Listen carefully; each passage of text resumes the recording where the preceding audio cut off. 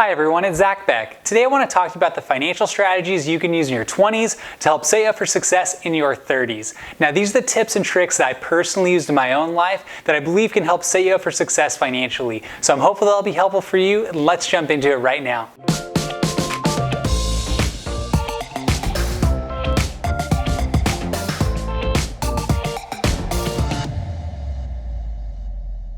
Now the first strategy you want to use in your 20s is to begin investing now. Now the reason why you want to invest at a young age is because you're going to benefit from what is called compound interest.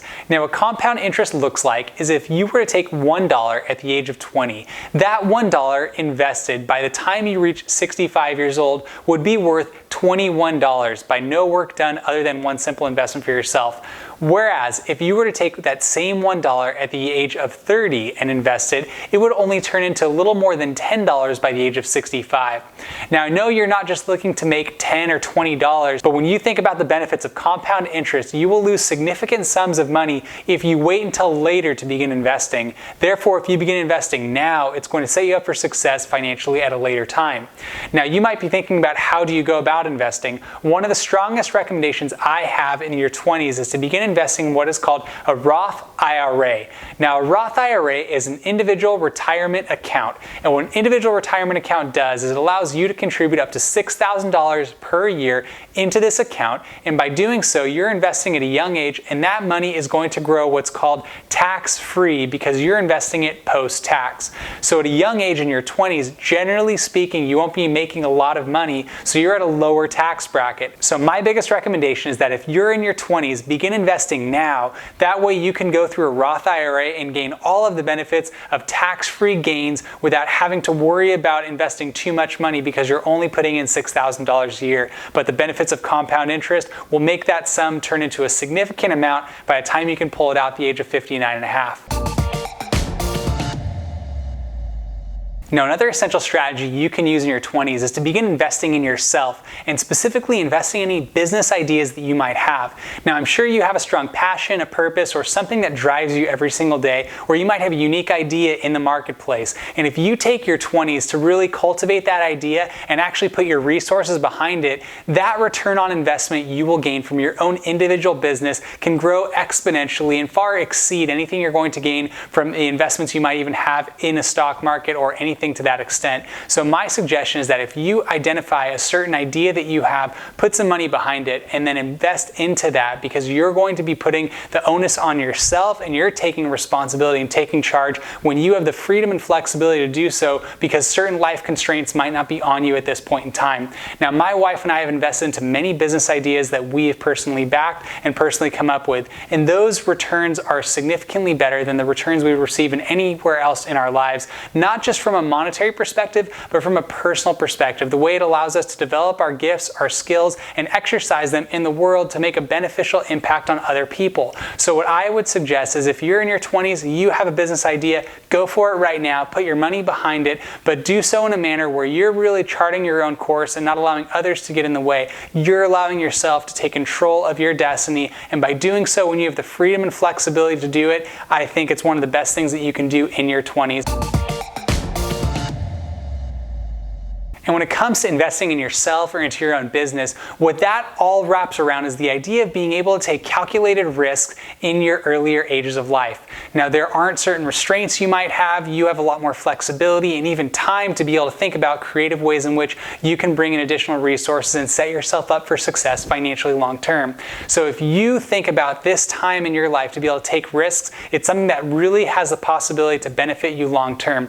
For example, when I was 25 years old, I ran for elected office to become the elected city clerk of the city of Oceanside, California. Now, I was the youngest elected official in San Diego County history. I competed against people who were 10, 20, 30, 40 years older than myself, and I won. And by doing that in my 20s, it allowed me to gain significant life experience, significant vocational experience, and also provided me with the opportunity to have better earning potential long term. So I went from that position where I was making a lower salary salary and then took that same position to a different city and now make a six-figure income. So my suggestion is that if you're willing to take risks at a younger age where you're not putting yourself in any sort of jeopardizing position, but you're taking strategic, intentional decisions, taking those risks at a young age, it's really going to allow you to grow personally, to grow financially, and also to grow vocationally, so that way you can continue to cultivate and develop your gifts, your education, your experiences, which then allows you to have better earning potential long term, but also provides you with life experiences that are meaningful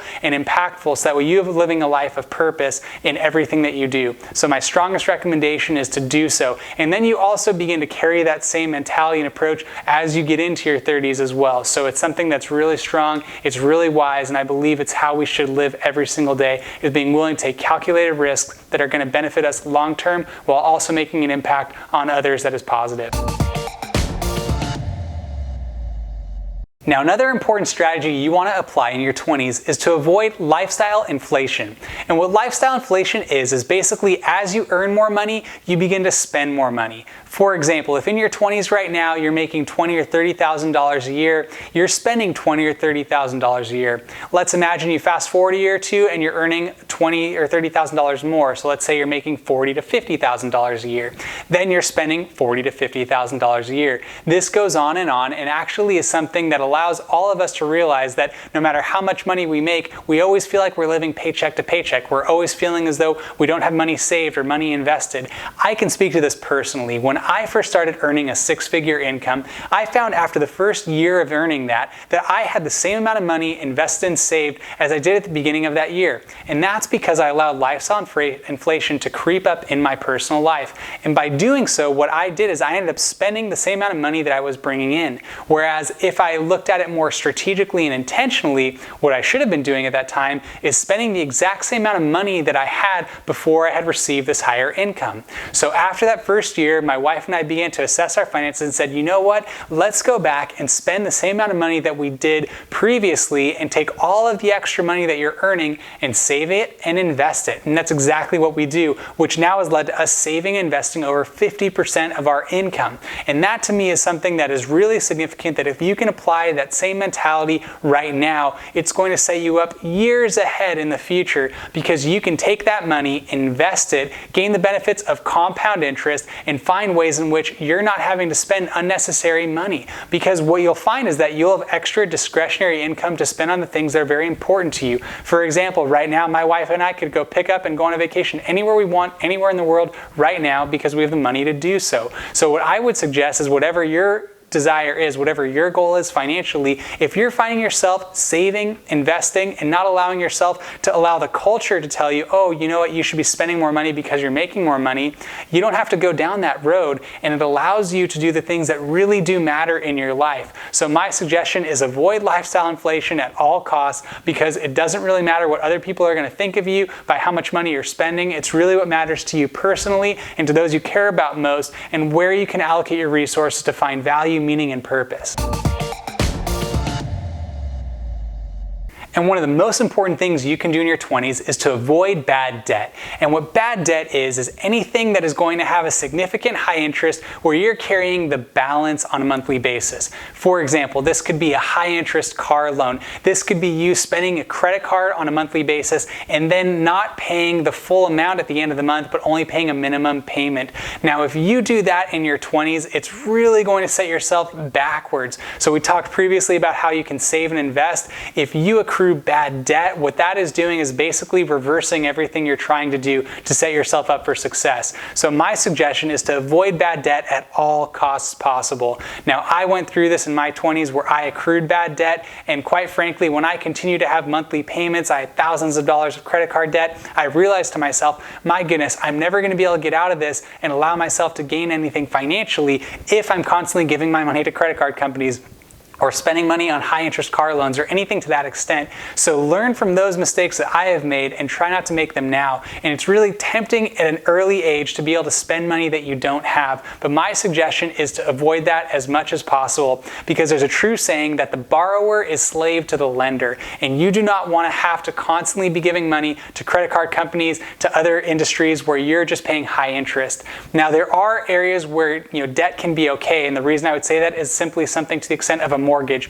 or if you're investing in a company where that is necessary. So there are ways in which good debt is possible, but my suggestion is to avoid bad debt at all costs. And that's why it's so important to apply these strategies now, because it's going to set you up for success long term. First, look at what you can do to invest immediately, and investing immediately in a Roth IRA account. And in your Roth IRA account, invest in what are called index funds. Now, I will speak more about index funds in other videos. Feel free to check those out at your convenience. But basically what an index fund is, it basically tracks the stock market, returns about 7% annually, and is fairly foolproof. So that's something I would personally suggest. Do that through your Roth IRA. In addition, try and save as much money as possible. Exceed the 10% threshold if you're able to do so. Try and set yourself up in a way where you're automating your finances and not even thinking about how much you're investing or saving, because it's just on autopilot. I have another video about that as well. I'd love for you to check that out. In addition, another thing you want to consider is to do everything you can to invest in yourself, invest in your business, invest in your own ideas. That return on investment will far exceed anything you'll gain in the stock market, will far exceed anything you can save, because you're saying to yourself that you're taking control, you're the ones taking the lead and responsibility for your life, and you're exercising your own creativity in the marketplace. So invest in yourself. In addition, you want to do everything you possibly can to avoid lifestyle inflation. Avoid lifestyle inflation at all costs, because you don't want to be gauging yourself on what everyone else in society is doing. You want to be countercultural, and that's how you can be different, because right now, according to a recent study, 78% of Americans live paycheck to paycheck. You don't want to be one of those people. So if you avoid lifestyle inflation, you're going to be part of that 22% that isn't living paycheck to paycheck. In addition, what you want to do is be willing to take risks at a young age. This is now the opportunity for you to do everything you can to take the risks, apply yourself, and do so because you don't have the same constraints you might have at a later date in your life. And lastly, you want to avoid bad debt at all costs. Make sure that that is not a driving force in your life. You don't even want to think about having debt when it comes to what you're doing on a monthly basis. If the money that you're spending is going towards your saving and going towards your investing and not going towards credit card fees, high interest car loans, or anything to that extent, it's setting yourself up on a significantly better track than what the majority of the population is going down. So with all that being said, thank you again for watching the video today. If you wouldn't mind liking it, it would actually really help me for the YouTube algorithm, so I'd really appreciate that. In addition, if you have any questions, comments, or concerns, feel free to comment down below. More than happy to engage with you, answer any questions you have. And also, if you have other content that you'd like created, feel free to let me know. I might even create a video for you. And lastly, if you want to subscribe to this channel, that would mean a lot to myself personally. I'm going to be creating additional content on a range of topics, from personal finance, effective communication, strategic planning, and doing everything you can to live a life of balance and moderation that is filled with purpose. So I'd really appreciate if you subscribe to the channel. And if you have anything else you want to know, feel free to let me know. I hope you have a great day, and thanks again. Until next time.